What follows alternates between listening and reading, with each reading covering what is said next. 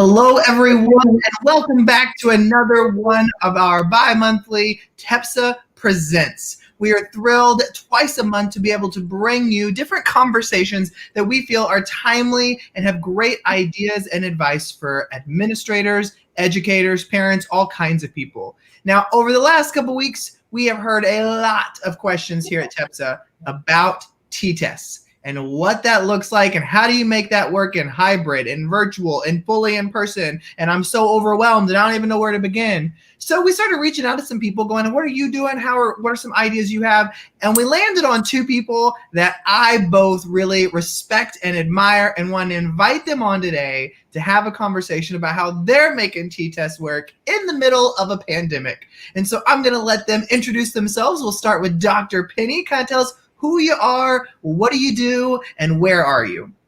All right, I'm Andrea Penny. I'm the super proud principal of Cottonwood Creek Elementary in the Coppell School District.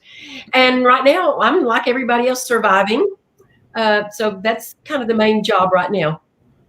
Thank you. And our other guest is Cooper Hilton. Cooper, tell everybody who you are. Hey everyone, I'm Cooper Hilton. I am the principal of Wilson Elementary in Coppell ISD, and my school is about a mile from Dr. Penny's, and my house is about a mile from Dr. Penny. But because of all of this, I don't ever get to see Dr. Penny except through a setting like this. But it's a pleasure to be here with her tonight. Well, I'm thrilled to have both of you here to kind of talk tonight. And, as we talk, we always want to make clear, in this conversation today, we know that Dr. Penny and Cooper, you don't have all the answers. You don't always think you do it right. But when we talk and share ideas about what we are doing, we can gain all kinds of things that may work for us. And so that's going to be the goal of tonight's conversation. And so before we even start talking about what T-TESS may look like now, you both were doing T-TESS pre-pandemic with teachers in years past and making sure that worked for you. And so when you were doing it before the pandemic, what were you doing that kind of really worked for you, that helped you stay organized or meet the needs or spread it out or anything like that? What worked for you before the pandemic hit? We'll start with you, Dr. Penny. Okay, well, I think that, first of all, I try to be really organized with that because it is a law that everybody has evaluated. One thing that really has worked for me is I try to really instill in the teachers that this is a growth opportunity for them. This is not an I gotcha at all. I mean, I go in, I look for the positives, I look for the things that are happening. I try to script a little. I'm not a big scripter, but I take notes. I do time stamps and things like that. But I think much to their dismay, I'll get up during, the small groups when the kids are working individually. I'll talk to the kids. I'll ask them what they're doing, just kind of moving around. I want to know everything that's going on in the room while I'm there. Don't usually take my computer because that's usually like, an evaluation thing. So I just go in, I take notes. I just kind of go with the flow while I'm there. But I want to make sure at the pre-conference they know that I'm looking for what they're doing right and for growth opportunities. And Cooper and I are very blessed. We have fabulous staffs. Usually they come and tell us what they need to grow on. Usually after we leave the room, they appear and go, okay, I know what I should have done. So usually I just let them kind of lead the conference at the post-conference, and that's just kind of how we do it. I do have an assistant principal, and we divide up the staff. Historically, I've always taken the first-year teachers because they're the ones that usually are the most nervous and are kind of a little clueless. So I historically take those, but then other than that, we just divide the list and we do half and half. There's so many things that I'm listening to you talk. I'm like, yes, I remember doing that. Yes, that really helped when I learned that lesson. And so, Cooper, when you were doing it before all of this hit, what really worked for you? Yeah, so I would take my laptop and just type everything that was happening, all of the things that I wanted to make sure that I would capture later so that I wouldn't forget what a teacher said, the unique way that they put it, the thing that they caught, that only a seasoned professional would do. And similar to Dr. Penny, my assistant principal and I would divide up the staff. I similarly would typically take new teachers. We're a bilingual campus, so I would take our Spanish-speaking staff as well. And one of the things that was a luxury then that's not as easy now is, I would look really strategically at kind of the time of year of when to schedule those formal observations. And, I would take the testing grade levels and, hey, let me make sure I get all of that done in the fall so that that's not hanging over their head when STAR comes. Some of those new educators, hey, maybe let's come for a dry run and just a really informal off the books observation. And then you have those who are just like, come anytime, it's fine. And so I'd say, when's the easiest way for me to fit that into my schedule? So that was kind of how we would do it, and always be aware of teachers' personal needs, professional struggles, and see how we could use this as an opportunity, like Dr. Penny said, to support and make the system work as it's supposed to, but also with the flexibility that we need for our educators and for ourselves.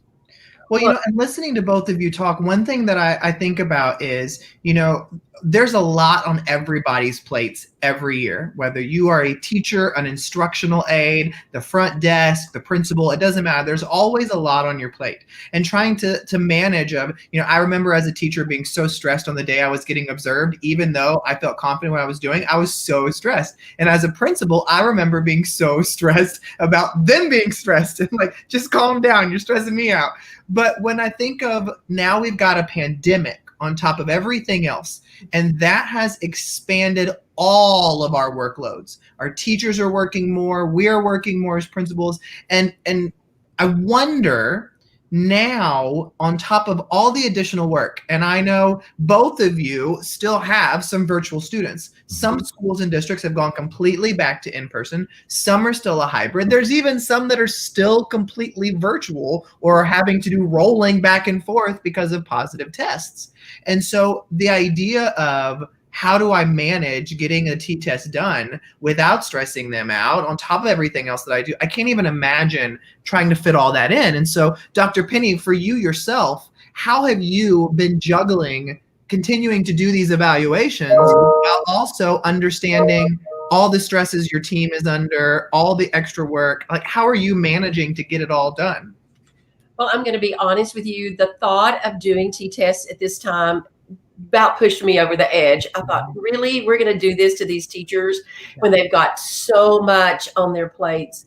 But you know what? We rolled it out. We rolled the schedule out. We are about 50-50 right now. So we're 50% in person and about 50% virtual. And so I gave the teachers a choice. I said, if you would like to be observed virtually, super. If you don't want to be, or I'll do both.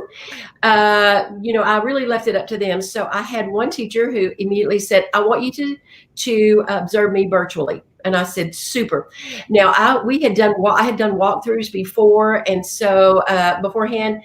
And so the way I had done that, I'd either drop in on their Zoom, or I would just sit in the class while they were talking to the learners on the computer. So I had done both. And I'm going to tell you right now, I was blown away that what these teachers were doing. I was just going, oh my gosh. So I did have a teacher who said, I want you to totally just come into my Zoom and stay with me and let's see how it goes. I'm going to have to hand it to her. I wanted to come through the screen and go, put that Barbie doll down. Stop it right now. I mean, it was like, oh my gosh, you don't realize what all is going on in that little screen. And she just had to be on top of it all the time. It was amazing. And, maybe later if we have some time, I would be happy to share some of the strategies that she used that I just blew me away. But I think I gave them a choice. And again, it's like, let's talk about it. Was it a bust? And really T-TESS, you can always go back in. If it was the worst thing that ever happened, you go, okay, we're going back in. We're going to do it again. One thing that they've allowed us to do with the virtual piece is that you can break it up into smaller segments if you want to. And I gave her that choice, and she said, nope, I'm doing it. We're going to go with it. And this was second grade. I was going, have you lost your mind? But she did it. But, I think just the same attitude of this is a growth opportunity. And trust me, I'm going to be growing a lot through this virtual piece too. So that's how I've approached it. And I think the choice piece helped a lot. Cooper, when I'm thinking about you, I know you've got an assistant principal, just like Dr. Penny said she has, and I'm thinking about, how do you balance finding the time? Because, I know being a principal on a normal year, it's already hard enough to get all of your staff in and give them the time where they truly feel like you had that meeting with them, you watched their lesson, you provided feedback. It wasn't just a run in and get it done kind of thing. How are you managing to get it done? Yeah, I think there's some opportunities there where we can take some of the pieces of T-TESS that maybe aren't as impactful and trim in the ways that we are available to, while still maintaining fidelity and attention and time to those pieces that really do mean the most to our teachers, which is that face-to-face time. And I've got to give Dr. Penny credit, because you were asking her, how does she do it all? She is the queen of keeping what's important. And she called me about 3 weeks ago, and she said, Cooper, I've got a ton that I should be doing, but we've got to take care of our teachers. Will you go in halvesies with me on having popsicles delivered to our upcoming staff meeting? So while she's balancing everything, she's trying to take care of her teachers, and I really respect that about her. But we even started with the goal setting part of T-TESS, and typically our teachers would do their team goal, they would do their individual goal. And I stole an idea from another principal in Coppell, and she said, you know what? We took one of those off our teachers' plates, and we just did a whole campus goal. And I kind of drafted it. I got their feedback, and we just rolled with it. And so even just rolling that out to my teachers, they were so appreciative that they were able to take one of the goals off their plates, as far as just the time in creating it and in designing the action steps and all of that. We also, in thinking about time, I'm kind of putting the scheduling of the observations in their plates, kind of like Dr. Penny has. And so my assistant principal and I, we just sent out a Google Doc, and we said, hey, we're going to come and in our staff newsletter, we're going to check in every couple of weeks. And whenever you're ready, now don't come to me in April or May, but whenever you're ready, go ahead and just add your name on there. We'll follow up with you quickly, schedule it during a time that's the most convenient, whether it's face-to-face, whether it's virtual. And so we already had about 8 people who this past week were like, just come do it. I'm ready. It might not be pretty. And so I think just honoring them and giving them as much choice in this process as possible. And we've already kind of started brainstorming, how can those post conferences be a little bit more flexible and a little bit more meaningful? I think our most important job right now is for when teachers to see us as support, and not as an evaluator, not as someone coming to check in on me, but someone that's truly there. And so my AP and I were talking about, at the end of the post conference, we've got to go over the area of reinforcement, the area of refinement. And I said, you know what? We might be creative with some of those areas of refinement, and rather than them being instructionally focused, it might be educator self-care focused.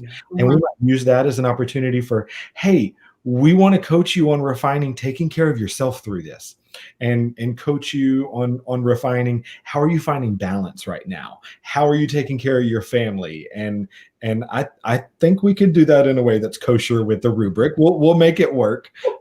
But yeah, we're looking for as many ways as we can to maintain that balance and keep our educators at the forefront of that process. And I think what I've heard both of you say that I really want to reiterate is that whole idea of you're not set in stone with these things. Like, you can be flexible to say, you know what, let's do this. Let's try this. If that's too much, let's do this. And so, Dr. Penny, I'd love to know from you, what a year to be a first-year teacher, but more so, what a year to be a first-year assistant principal or a first-year principal throughout all this. So what would be a word of advice you'd have to a first-year administrator? This too will pass. I think I'm going to say that. You know what? I'm going to have to echo something that Cooper said. It's a self-care year, and I am not the one to give that advice. I've wrestled with that for 30-something years. Cooper too. He's not going to tell you that, but I know he does. I just, making sure that the principals know that this is not what it's like. I'm afraid we're going to lose first year people because they're going, if it's like this, I'm out of here. It's not, this is just, we're hoping a very strange anomaly here. But, I would just say, go to peers that have been in the business a while, go call them up and say, hey, you want to join me with some popsicles or something like that, and create the fun for yourself. You're going to have to, and it's a lonely job. People don't come and give you a lot of gifts in the office. So sometimes you just have to, and I call it, buy yourself a hamburger or a dip cone. That's what I call it. And so, sometimes if you've had one of those days, you get in your car and you go through the DQ and you get you a Blizzard or a dip cone or something like that. I've had a couple of dip cone days this year. But it's self-care. It's taking care of yourself. And so you can be the best that you can be, but don't give up. Call somebody for reinforcements. And, if you're really in a bind, Cooper and I'll jump in our cars. We'll come in and get you.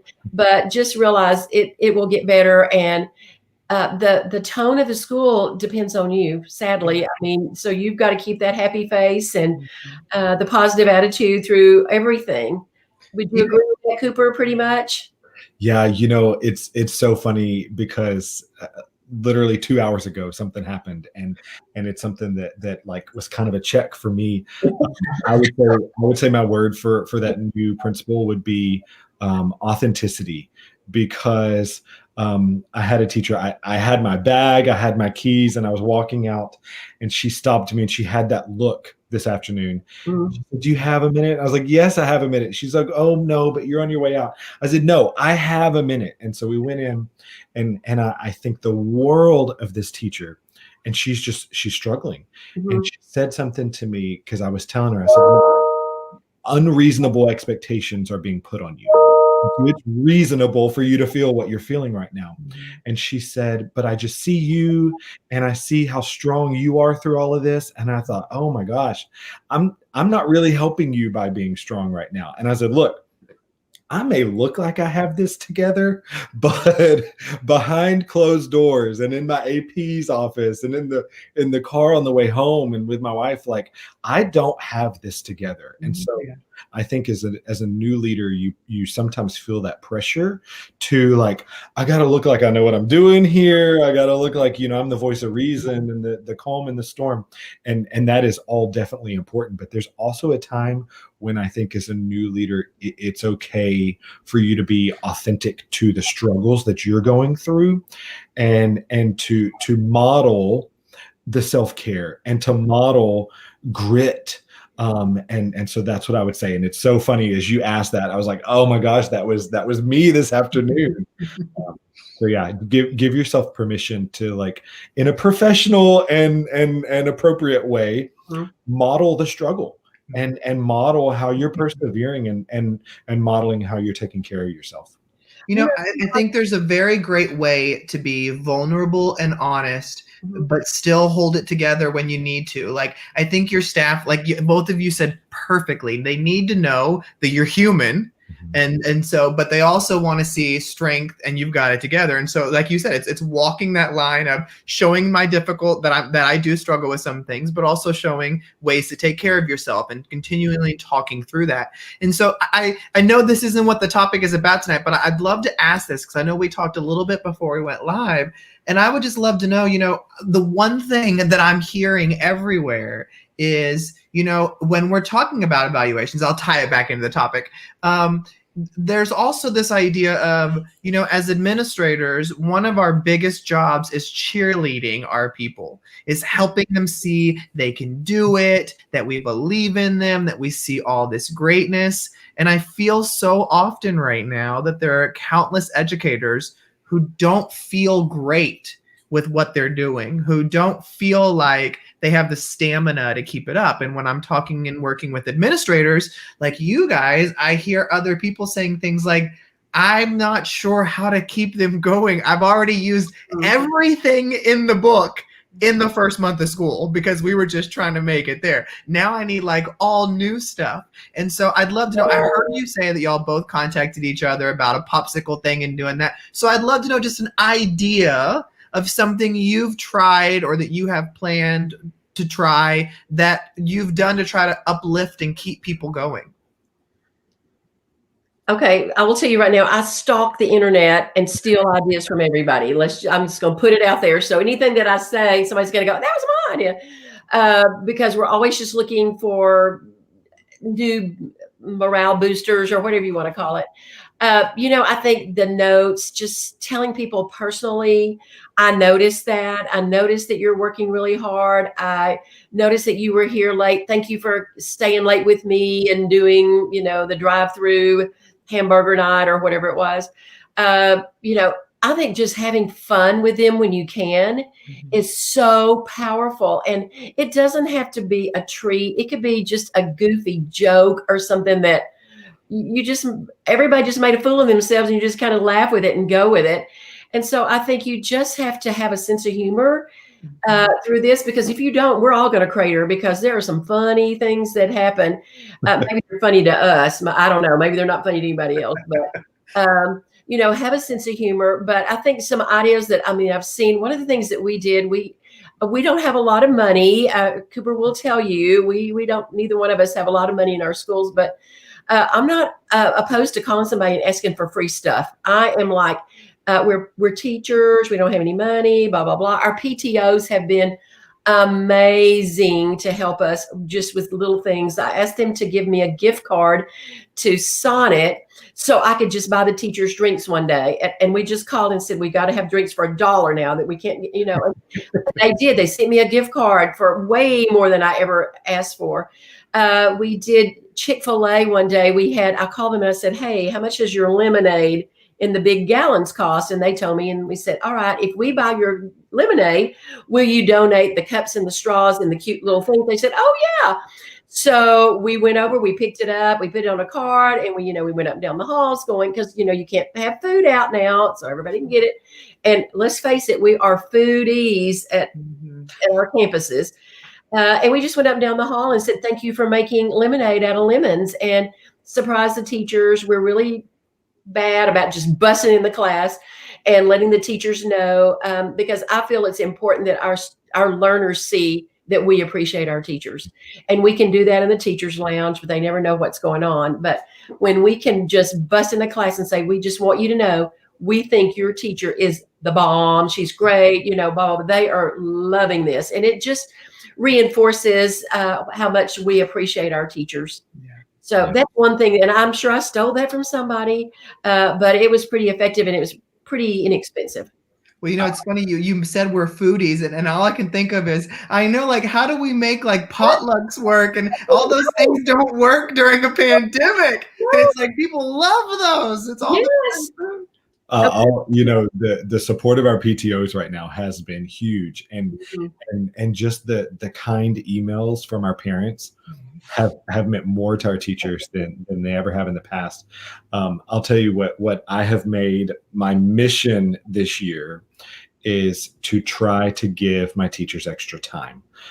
That's been what I keep hearing is we need time, because there's always feedback for the online learners that they're needing to provide. There's additional emails this year, unlike we've ever seen. There's, all of the additional needs from our face-to-face learners with related to trauma and all that. And so they just feel like they're being pulled in so many different ways.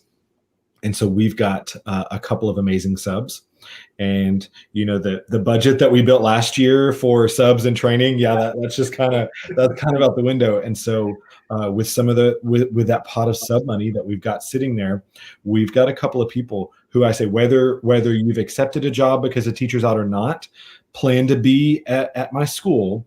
And we've got a schedule for them on those days where they are just pushing into classrooms, and it's really just teacher choice on what they need.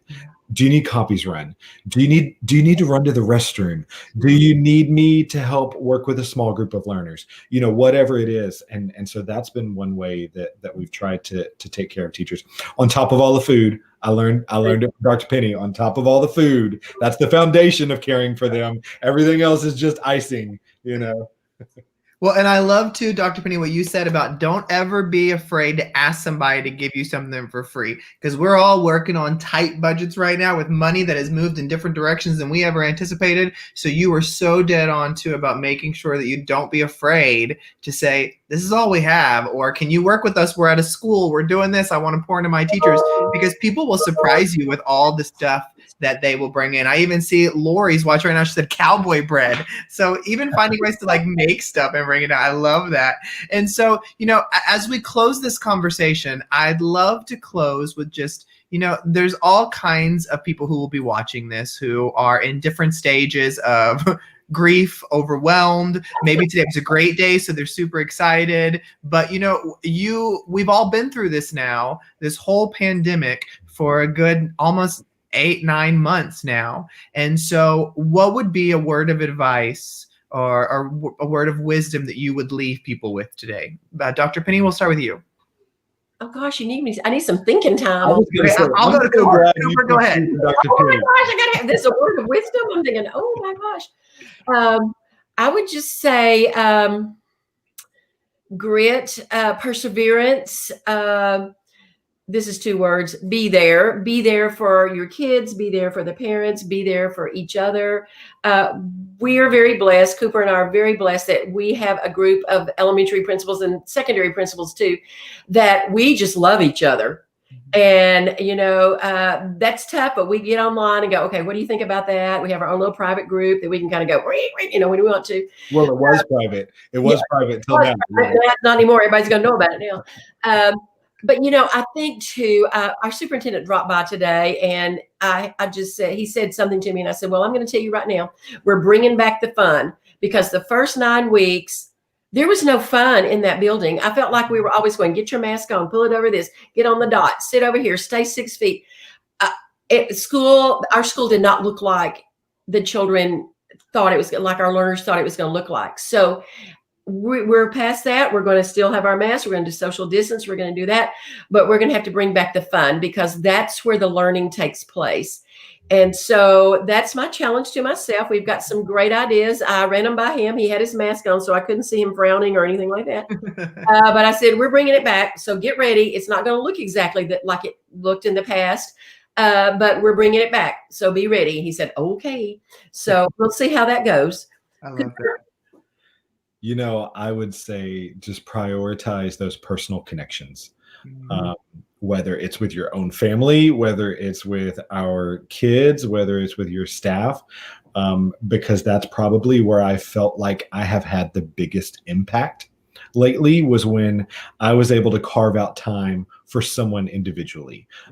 We've got people, I can think of a couple of staff members and people around our district who live by themselves, and you think what an isolating time this has been for them. And truly all of those needs are being met at school right now.